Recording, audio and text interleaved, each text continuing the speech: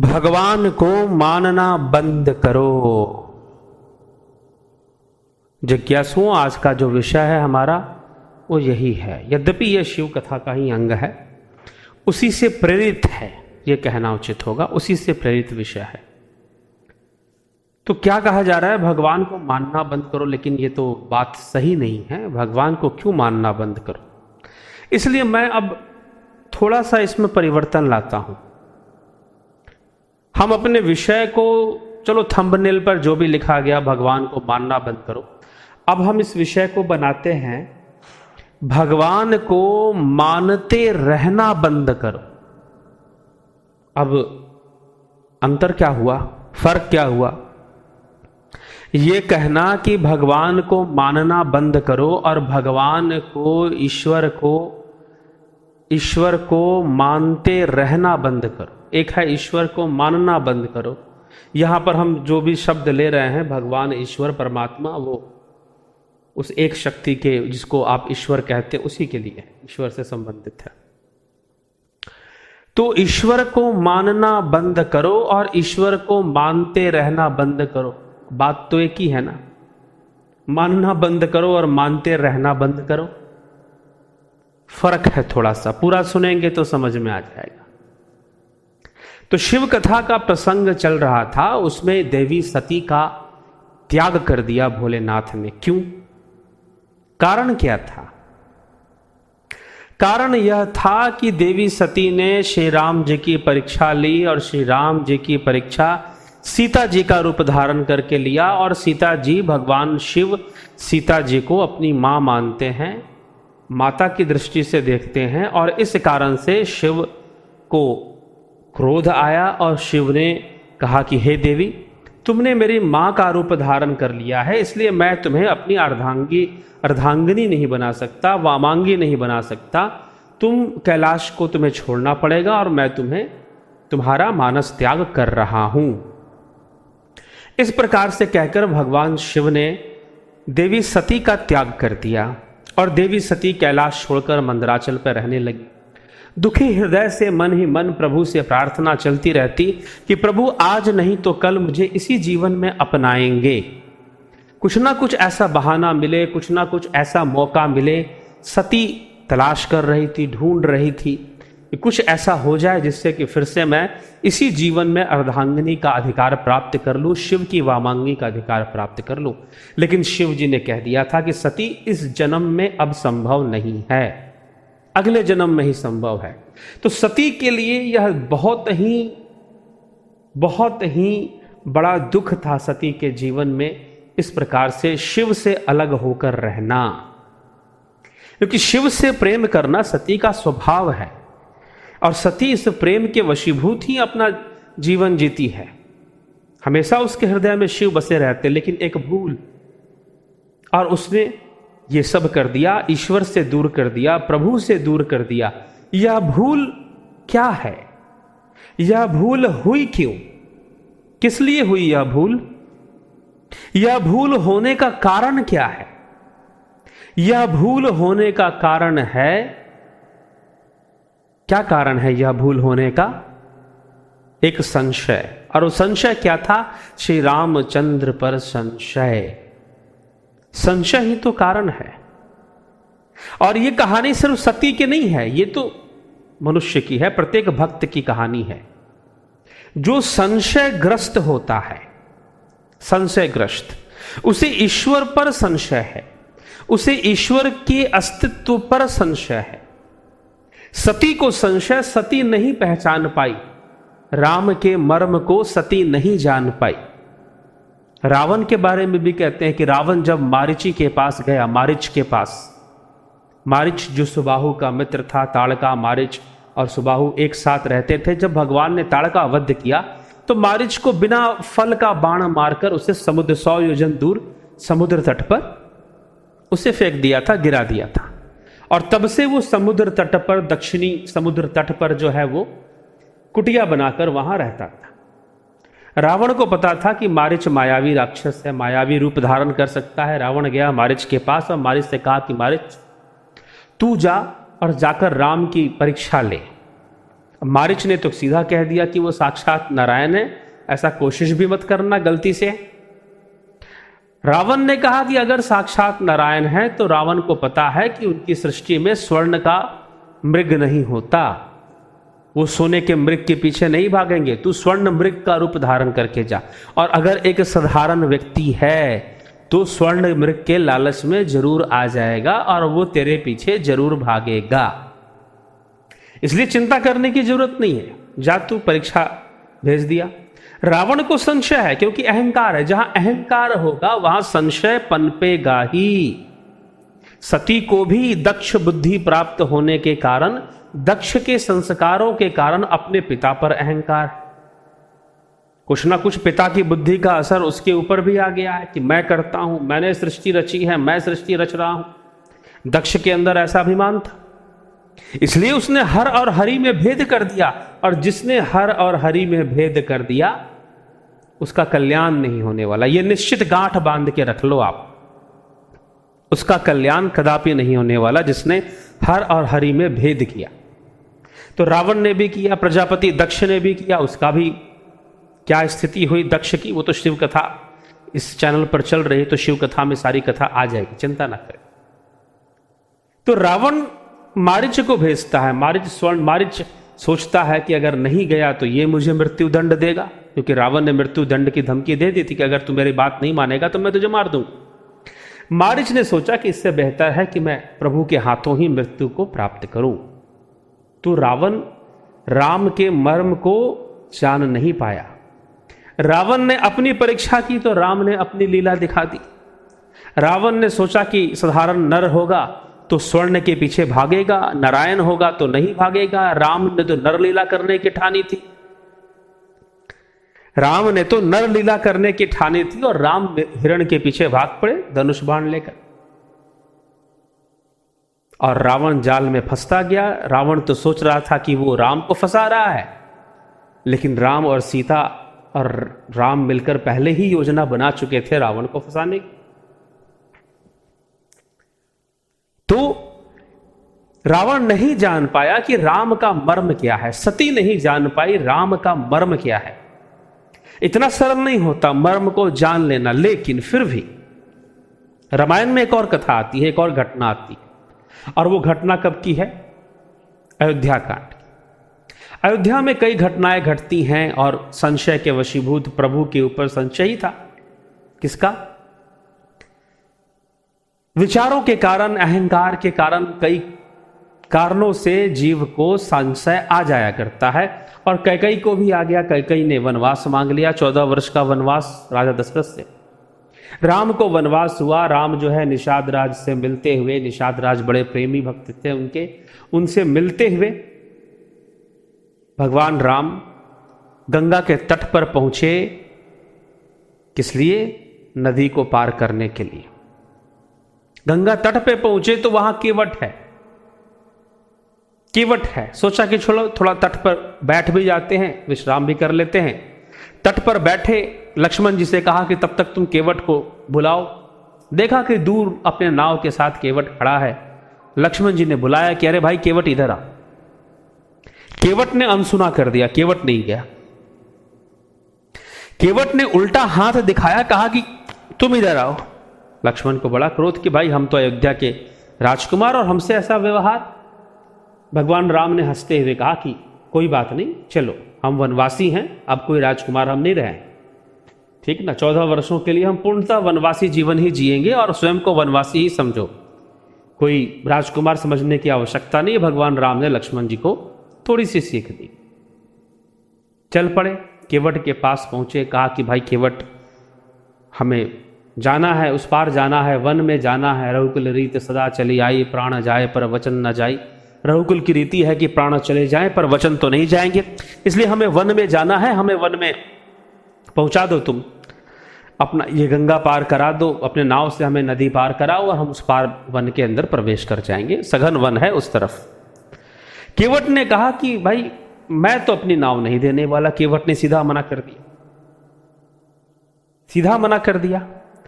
जब मना कर दिया तो श्री राम जी ने पूछा कि क्यों, क्या समस्या है, हमसे कोई समस्या है तुम्हें? तो केवट ने बड़ा सुंदर कहा। केवट क्या उत्तर देता है? केवट कहता है, मांगी नाव न केवट आना, कहि तुम्हार मर्म मैं जान। मैं तुम्हारे मर्म को जानता हूं राम। मांगी नाव न केवट आना, कहीं तुम्हार मर्म मैं जाना। चरण कमल रज कहूं सब कहई, मानुष करनी मूर कछुआई। छुअत सिला भई नारी सुहाई, पाहन तेन काट कठिनाई। तरिनी मुनि घरनी होई जाई, बाट परई मोरी नाव उड़ाई। कि मैं तो आपको अपनी नैया में बिठाने वाला नहीं हूं प्रभु, क्योंकि मैं आपके मर्म को जानता हूं। सबसे बड़ी बात क्या है? एक शब्द का प्रयोग यहां हुआ, मैं जानता हूं, मैं मानता नहीं हूं। मैं मानता नहीं हूं, कहीं तुम्हारा मर्म मैं जानना है राम। मैं तुम्हारे मर्म को जानता हूं, मैं मानता नहीं। मैं जान चुका हूं तुम्हारे मर्म को। मांगी नाव न केवट आना, कहीं तुम्हार मर्म मैं जाना। मैं तुम्हारे मर्म को जान चुका हूं। तो जिसके मर्म को सती नहीं जान पाई, जिसके मर्म को रावण नहीं जान पाया, जिसके मर्म को गरुड़ नहीं जान पाए, गरुड़ ने जब नागपाश में बंधे हुए श्री रामचंद्र और लक्ष्मण जी को देखा तो संशय में आ गए। संशय में आगे उनका संशय दूर किया काकभूषणी जी ने ज्ञान देकर।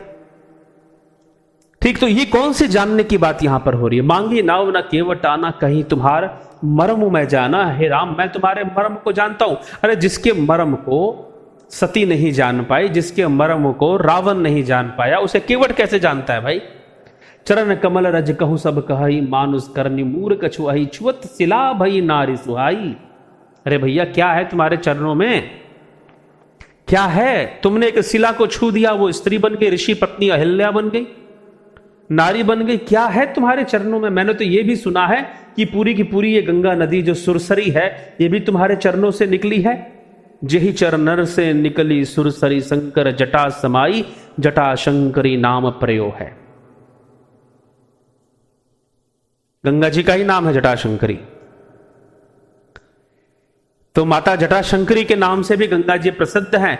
तो केवट प्रश्न करता है कि आपके चरणों में है क्या कि भाई इससे एक इतनी बड़ी नदी भी निकल गई, और फिर आपने एक शिला को छू दिया तो स्त्री भी बन गई, और इसलिए मेरे को बड़ा भय है कि मैं आपके चरणों को अपने नाव पर अगर छू दिया आपने। मेरी नाव एक ही नाव है, इसी से जीव को पार्जन चलता है, खाना पीना चलता है, इसी से अपने परिवार का पेट पालता हूँ, और वो भी तुमने छू दिया। अब ये भी कोई स्त्री बन गई, ऋषि पत्नी बन गई, तो उस ऋषि पत्नी को मैं कहाँ रखूंगा? उसके लिए अलग से कुटिया बनाने पड़ेगा। जीव को पार्जन का जो साधन है वो तो गया हाथ से। पहली बात तो ये, जीव को पार्जन का साधन तो हाथ से गया ही, और साथ ही साथ तुम जो है ये ऋषि पत्नी भी आ गई, उसके लिए कुटिया भी बनाओ, और उसने श्राप त्राप दे दिया तो और समस्या। तो इसलिए मैं तो नहीं तुम्हें बैठाने वाला अपनी नैया के ऊपर। तो क्या करना पड़ेगा नैया पर बैठने के लिए? राम जी ने भी अपना फिर से कहा कि भाई ये तो गड़बड़ हो जाएगा, ऐसे तो काम नहीं चलेगा, और जाना है हमें, वन में जाना है। रघुकुल रीत सदा चली आई, प्राण जाए पर वचन ना जाए। केवट को समझाया, केवट तेरे जैसे ना जाने कितने भक्त हैं, उन्हें मिलना है। केवट की आंखों में आंसू थे, मुंह पर तर्क था। भगवान से तर्क कर रहा है। भगवान से तर्क कौन कर सकता है? जो स्वयं जानता हो, वही आत्मविश्वास के साथ बात कर सकता है। मांगी नाव न केवटु आना, कहूं तुम्हारा मर्म मैं जान। मैं तुम्हारे मर्म को जानता हूं राम, इसलिए क्या करना पड़ेगा? क्या करना पड़ेगा? तो केवट ने कहा कि एक उपाय मेरे पास है, क्योंकि केवट जानता था कि अगर मैं सीधे प्रभु के चरण पकड़ूंगा, चरणामृत पकड़ूंगा, तो मुझे कोई छूने नहीं देगा इतनी आसानी से। तो अभी जब लक्ष्मण भैया साथ में हैं और सीता जी साथ में हैं, तो वो प्रभु का चरण मुझे छूने नहीं देंगे, इसलिए कुछ ना कुछ तो करना पड़ेगा। आज पूरी कृपा को लेना है, प्रभु से सब कुछ लेना है। तो केवट ने कहा कि मैं आपके चरणों का प्रक्षालित करूंगा, मैं आपके चरणों का प्रक्षालन करूंगा। चरण प्रक्षालन के बाद, चरण धोने के बाद, उसके बाद उस चरणामृत का पान करने के बाद, जब मैं संतुष्ट हो जाऊंगा कि हाँ अब चरण धुल गए हैं, चरणों में कोई दोष नहीं है और मेरी नैया नारी नहीं बनेगी, तभी मैं आपको बिठाऊंगा। तो केवट ने प्रभु के चरण भी धुए, चरणामृत का पान भी किया, तब जाकर प्रभु को नाव पर बिठाया। तो केवट जानता था, सती नहीं जानती थी, रावण नहीं। ये जानना क्या चीज है? जानने में मानने में बड़ा अंतर है। हम कब तक मानने तक सीमित रहें, कब जानेंगे हम? इसलिए मानो, लेकिन मानते रहो मत। जान जाओ, जान जाओ, सिर्फ मानने तक सीमित मत रहो। स्वामी विवेकानंद जी कहते हैं कि एक छोटा सा बच्चा जब मंदिर जाता है मुझे बड़ी प्रसन्नता होती है, लेकिन एक बूढ़ा आदमी जब मंदिर जाता है बुढ़ापे में तो मुझे थोड़ा दुख होता है। और मंदिर जाकर अच्छी बात है, मंदिर जाना, बूढ़ा भी जाए, बच्चा भी जाए। तो वो कहते हैं बच्चा जाएगा तो बच्चे को अच्छे संस्कार मिलेंगे आगे के जीवन के, लेकिन वृद्ध व्यक्ति, एक वृद्ध व्यक्ति जब वो संसार को मांगने के लिए, संसार की वस्तुएं मांगने के लिए मंदिर जाता है तो मुझे दुख होता है। क्यों? क्योंकि इसने अपने इतने उम्र बिता दी, इसने वृद्धावस्था में आ गया, लेकिन वो ईश्वर को जान नहीं पाया, अभी तक मानने में ही लगा हुआ है। मानना गलत नहीं है, मानते रहना गलत है, इसको समझना है। मानते रहना गलत है, मानना गलत नहीं है, मानते रहना गलत है। तो मानते रहो मत, जान जाओ। गोस्वामी जी बड़ा सुंदर रामचरितमानस में लिखते हैं, जाने बिनु ना होए परतीति, बिनु परतीति होए नहीं प्रीति। कि जाने बिनु ना, काकभूषणी जी की ये वैसे वक्तव्य है, वो गरुड़राज को समझाते हैं कि जाने बिनु ना होए प्रतीति, जाने बिना विश्वास नहीं होता। रात्रि के अंधेरे में कोई व्यक्ति आपके द्वार पर आ जाए, 12 बजे रात को, मध्य रात्रि में आपका द्वार खटखटाए, आपने द्वार खोला, देखा कि कोई अनजान व्यक्ति सामने खड़ा है। क्या उस अब वो अनजान व्यक्ति कहता कि भाई मैं भटक गया हूं रास्ता, मैं आपके यहां रुकना चाहता हूं, मुझे रुकने की जगह दे दो, तो क्या दे दोगे? अगर दे दोगे किसी अनजान व्यक्ति को अपने घर में रुकने की जगह रात्रि के समय, तो फंस सकते हो बुरी तरह से। ज्यादातर संभावनाएं फंसने की। हो सकता है वो को डकैत हो, उसके पीछे और भी 10 लोग हो, उसने बुला रखा हो, ठीक है, तो कुछ भी हो सकता है जब आप उसे जानते नहीं कि कौन है। तो आप विश्वास किस पर करोगे? जिसको आप जानते हो उसी पर तो विश्वास करोगे ना। आप अपने मित्र को जानते हो तो उस पर विश्वास कर सकते हो, आप अपने पड़ोसी को जानते हो तो उस पर विश्वास कर सकते हो, नहीं जानते तो विश्वास नहीं कर सकते। और जिस पर विश्वास नहीं कर सकते, जाने बिनु ना होए प्रतीति, इसलिए कहा गया जाने बिनु ना होए प्रतीति, बिना जाने प्रतीति नहीं होती। प्रतीति माने विश्वास होना, जाने बिनु ना होए प्रतीति, बिनु प्रतीति होए नहीं प्रीति। और जब तक विश्वास नहीं उससे प्रेम कैसे? अगर तुम्हें अपने मित्र पर विश्वास नहीं तो क्या उससे प्रेम हो जाएगा? क्या तुम्हें अपने सगे भाई पर विश्वास नहीं तो क्या तुम उससे प्रेम कर लोगे? जब विश्वास ही नहीं तो प्रेम कैसा? पड़ोसी पर विश्वास नहीं तो पड़ोसी से क्या प्रेम हो जाएगा? नहीं होने वाला। तो प्रेम का आधार ही विश्वास है, और विश्वास का आधार ज्ञान है, जानना है। जाने बिनु ना होए प्रतीति, बिनु प्रतीति होए नहीं प्रीति, बिनु प्रीति ना भक्ति दृढ़ाई। और जब तक प्रेम, यद्यपि ये सारी बातें कोई सांसारिक उसमें नहीं कही गई है, ये तो भक्ति के विषय में बातें चल रही हैं। मैं आपको उदाहरण के साथ सांसारिक संदर्भ लेके आपको स्पष्ट कर रहा हूं। तो कहते हैं कि बिनु प्रीति ना भक्ति दृढ़ाई, जब तक प्रेम नहीं होगा तब तक भक्ति दृढ़ नहीं होगी, और जब तक भक्ति दृढ़ नहीं होगी तब तक जिमे खगपतु जल की चिकनाई की। हे खगपति, हे गरुड़राज, जल की चिकनाई के समान उसका जीवन।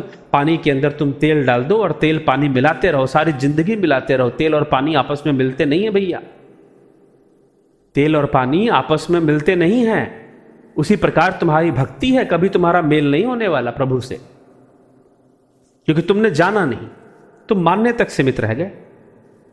तो मानो, अच्छी बात है, शुरुआत तो मानने से ही होगी, इसमें कोई बुराई नहीं, लेकिन मानते रहोगे तो फिर वो ठीक नहीं है। हमेशा मानते मत रहो, जानने का भी प्रयास करो, और जानो, भीतर में जाओ, अंतर्मुखी हो जाओ। सब कुछ तुम्हारे भीतर है, कुछ भी बाहर नहीं है, सब कुछ तुम्हारे भीतर है, कुछ भी बाहर नहीं। तो तुम जान जाओगे तो निश्चय ही तुम्हारे जीवन का कल्याण होगा। तुम रहस्य को जान जाओगे, वो ईश्वरीय सत्ता कहीं बाहर नहीं है, तुम्हारे भीतर ही बैठी हुई है। श्री कृष्ण ने क्या कहा? ज्योतिषाम अपि तज्ज्योति तमसः परम उच्यते ज्ञानम ज्ञेयं ज्ञान गम्यम हृदय सर्वस्व विष्टितम। अर्जुन, मैं सबके हृदय में वास करता हूं, ज्ञान के द्वारा जाना जाता हूं। ज्योतियों का ज्योति परम ज्योति, तो परम प्रकाशक सहज प्रकाश रूप भगवाना, नहीं तह पुनि विज्ञान बिहाना। वो तो परम प्रकाश रूप जो है, जो ज्योति स्वरूप है, तुम्हारे घट के भीतर बैठा हुआ। क्या तुमने उसे देखा है? क्या तुमने उसे जाना है? अंतर में उतरने की विधि सीखो, अंतर्मुखी होने की विद्या जिज्ञासुओं। इसीलिए हमने ये मेंबरशिप जो ज्वाइन जो है, इसमें ऐसी ज्ञान, ऐसी ध्यान की विधि जिससे कि तुम अंतर्मुखी होकर अंतर ज्योति को देख सकते हो। जिसे गायत्री मंत्र में कहा गया, भर्गो देवस्य धीमहि, उस भर्गो ज्योति का ध्यान करो। सिर्फ रटो मत, ध्यान करो, अंतर्मुखी होकर ध्यान करो, जानो उसे। तो वो तुम्हारे घट के भीतर परम प्रकाशक रूप में प्रकट होगा। और जब प्रकट होगा, जब तुम जानोगे, लेकिन जानने की युक्ति चाहिए ना, युक्ति चाहिए, भीतर उतरने की युक्ति चाहिए। वो कोई देने वाला हो, वो युक्ति देने वाला कोई हो। ठीक। तो ऑनलाइन मेडिटेशन जो हमने कोर्सेज स्टार्ट किए हैं, यूट्यूब चैनल पर ही ज्वाइन करेंगे आप सन मेंबरशिप, तो उसी युक्ति को पूरा वो बताया गया है। हाँ, उसकी कुछ दक्षिणा भी आपको देनी है, वो यूट्यूब का ही प्रावधान है, और दक्षिणा होती ही है। कम से कम जो इंटरनेट के माध्यम से जो लोग सुन रहे हैं, वो अवश्य सामर्थ्य रखते हैं कि उतनी दक्षिणा तो वो दे सके उस युक्ति को जानने, क्योंकि वो युक्ति किसी को भी नहीं बताई जा सकती है। जो जिज्ञासु नहीं है उसे क्यों बताई जाए? तो जिज्ञासु जो होगा, जो जानने, एक होता है कौतूहल कि चलो भाई, कौतूहल और जिज्ञासा में बहुत बड़ा फर्क होता है। कौतूहल मत करो जानने का कि चलो थोड़ा सा ट्राई मार लेते हैं, चलो थोड़ा सा टेस्ट कर लेते हैं ना। जिज्ञासु हो गए तो आप जरूर ज्वाइन करेंगे, और गंभीरता पूर्वक आपको उसमें वीडियोस मिलेंगी। आप ज्वाइन करेंगे और उसका लाभ उठाएंगे, उन साधनाओं का अभ्यास खुद करेंगे।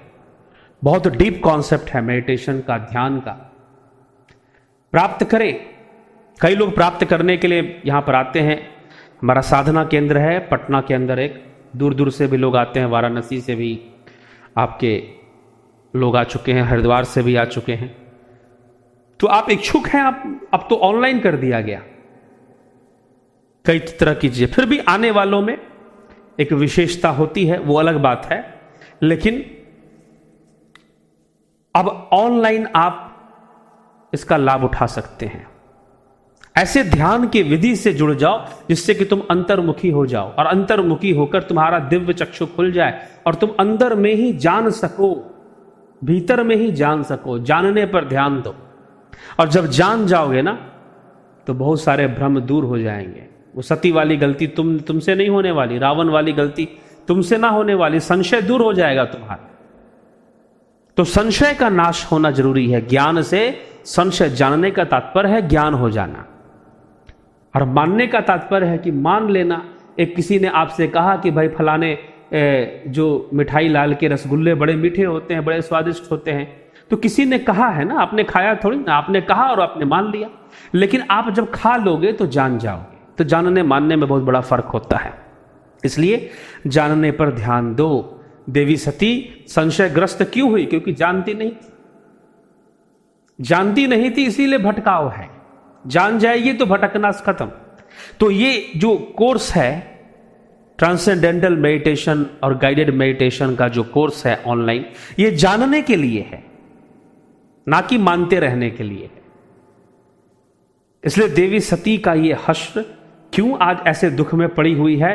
क्योंकि संशय हुआ। संशय क्यों हुआ? क्योंकि जानती नहीं थी। ना शिव के मर्म को नहीं जानती तो राम के मर्म को क्या जानेगी? शिव के मर्म को ही नहीं जानती। अगर शिव के मर्म को जानती तो शिव की वाणी पर संशय नहीं करती। तो इसलिए मानते रहना बंद करो। इसी के साथ मैं विराम देता हूं। वाणी को, समझदार को इशारा काफी होता है। धन्यवाद। दिव्य सृजन के इस चैनल पर भारतीय दर्शन शास्त्र, योग, अध्यात्म और आयुर्वेद जैसे मानव कल्याणकारी विषयों पर चर्चा होती है। अतः इस चैनल को सब्सक्राइब, शेयर और लाइक करके इसे आगे बढ़ाने में सहयोग करें। बेल आइकन टच करके हमारे आगे आने वाली वीडियो की जानकारी नोटिफिकेशंस में प्राप्त करें, और कमेंट करके आप इन विषयों पर अपने प्रश्न भी पूछ सकते हैं। धन्यवाद।